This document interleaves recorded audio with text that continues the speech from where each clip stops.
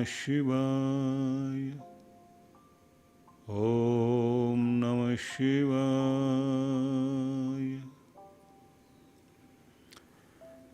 जागो के अंतर्गत आइए आज हम सफल विद्यार्थी जीवन के संबंध में कुछ चर्चा करें।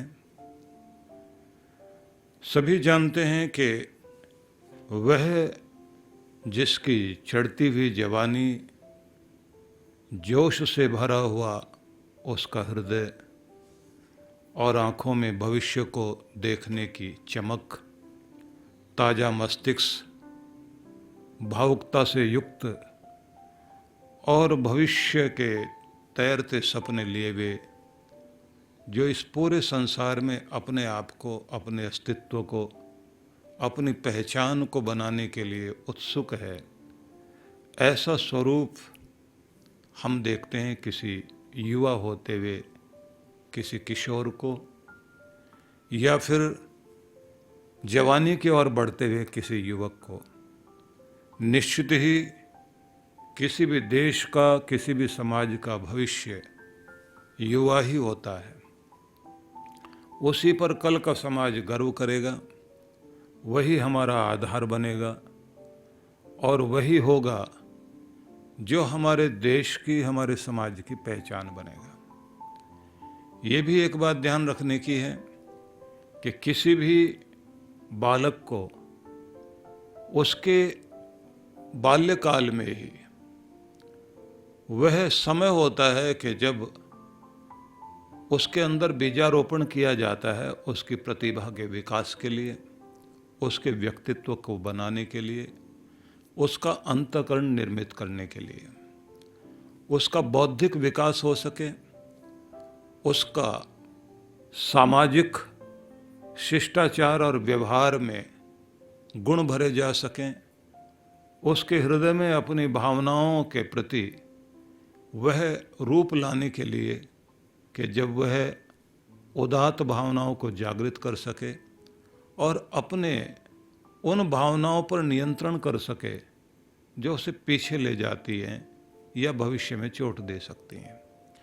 इसलिए माता पिता की एक बहुत बड़ी जिम्मेदारी होती है और वह दायित्व यदि किसी ने बहुत अच्छे से निभा लिया तो ये बात ध्यान रख लीजिए, शैशव काल बीजारोपण करने का एक सुंदर समय होता है और जैसा कुछ उस समय हम या माता पिता उसके साथ अपना दायित्व पूरा करते हैं, भविष्य के परिणाम आने वाले समय में वह जो भी कुछ बनेगा उसी आधार पर बनेगा।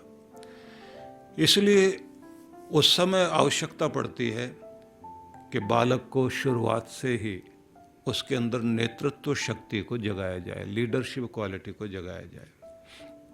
बच्चे को अपना काम करने में हम आगे करें, निर्णय लेने में आगे करें, उसे आत्मनिर्भरता सिखाएं, बड़ों का सम्मान, शिष्टाचार का व्यवहार, प्रसन्न रहना, आज्ञाकारी बनना, अनुशासन प्रिय होना, प्रसन्न रहने की, खुश रहने की आदत, एकाग्रता कि कैसे अपने मन को टिकाकर किसी भी कार्य को किया जाता है। इसी के साथ में एक और बात होती है कि बच्चे को परिश्रमी बनाना, मेहनती बनाना। हम ज़्यादातर अपने बच्चों को आराम पसंद बनाते हैं, उनके पास अनेक तरह की सुख सुविधा लाकर खड़ा कर देते हैं। हम सोचते हैं कि ऐसा करने से हम अपना प्यार उनके प्रति अर्पित कर रहे हैं, लेकिन उस समय उनका व्यक्तित्व बन रहा होता है और उन्हें कठिन समय का सामना करने के लिए मजबूत बनाने की आवश्यकता पड़ती है। जिद्दी स्वभाव बच्चों का हो जाता है। हम लोग उन्हें शालीन और विनम्र बना सकें, बहुत बड़ा दायित्व होता है माता पिता का। उनके अंदर आस को, विश्वास को, दृढ़ निश्चय को, ये सारी चीज़ें हैं जिनको धीरे धीरे करके एक एक चीज़ को विकसित करना होता है। ये वो चीज़ है जो भविष्य में जाकर उनके जीवन को सफल बनाने में सहयोगी तो बनेंगे ही, उनके जीवन को सुखद भी बनाएंगे। वह एक अच्छा व्यक्तित्व बन सकेगा। अधिकांश रूप से माता पिता के पास समय नहीं होता। पढ़ाई के लिए वो ट्यूटर तो रख देते हैं, अच्छा स्कूल भी उनके बच्चों के लिए दिया जाता है, लेकिन ये बात ध्यान रख लीजिए कि स्कूल वाले अपना कोर्स पाठ्यक्रम पूरा करा देंगे, ट्यूटर अपना जो है जिस विषय के लिए आप जिस सब्जेक्ट के लिए लगाएंगे उसे पूरा करके चला जाएगा।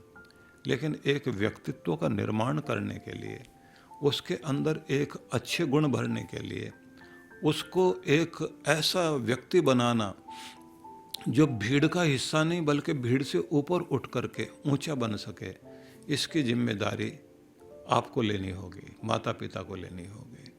और ध्यान रखिए कि आपके भाषण से नहीं, आपके घर के वातावरण से और आपके घर के व्यवहार से बच्चा बहुत कुछ सीखता है।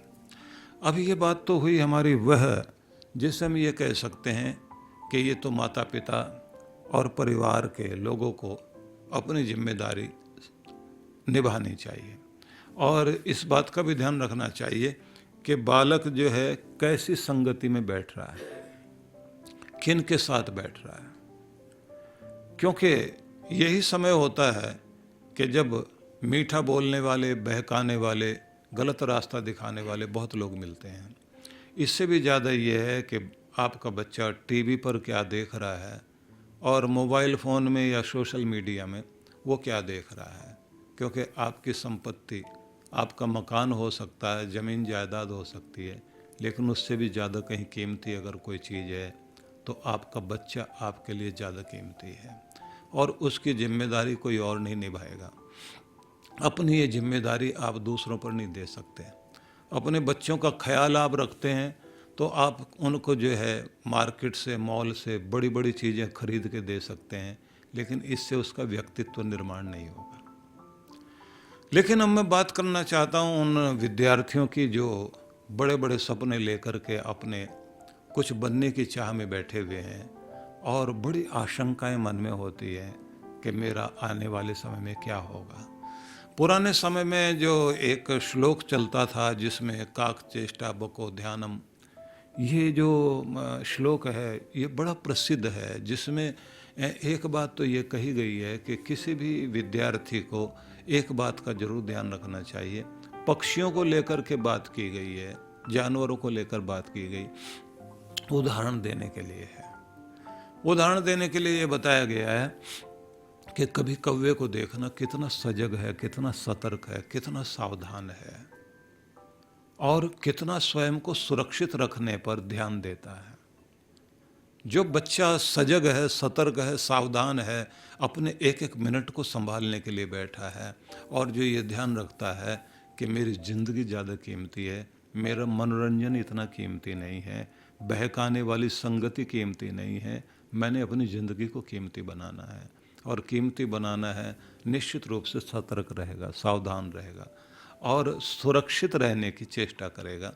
और जिस तरह से संगठन बना लेते हैं कौवे, क्योंकि वो अपने आप को जो है ऐसे संगठित रखते हैं कि जिससे उनके ऊपर कोई खतरा आए तो वो सामना कर सकें। तो सीधी बात तो ये है, उनका साथ लीजिए जिनके माहौल के साथ आप पढ़ सकें, नहीं तो अकेले पढ़िए।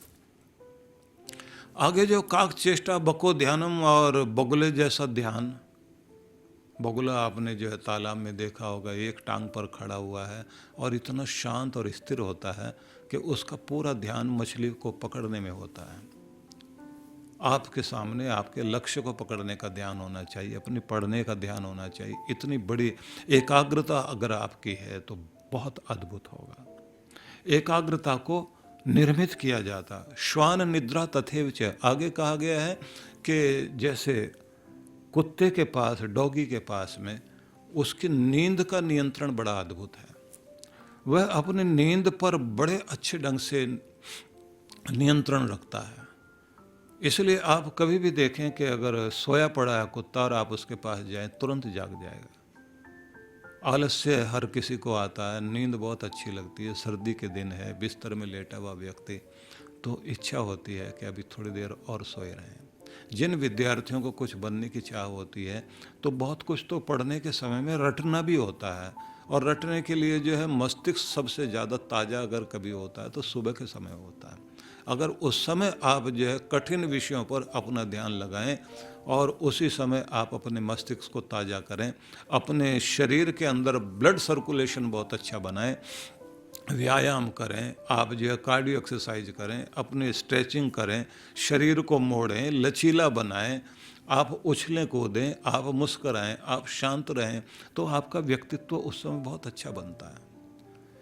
इसलिए जो ये कहा है कि काक चेष्टा बको ध्यानम श्वान निद्रा तथेव च, तो आगे फिर एक शब्द है अल्पाहारी ग्रह त्यागी। ये लक्षण बताए गए हैं कि जो अल्प आहार करने वाला, बहुत ठूस ठूस करके अपना पेट भर करके जो बैठ जाएगा, नींद आएगी, आलस्य बहुत आएगा। सही मात्रा में, अल्पाहारी का मतलब है कि उचित मात्रा में और गुणवत्ता वाला भोजन लें कि जिससे आप सारा दिन चरते रहना किसी बकरी की तरह से, वो भी ठीक नहीं है।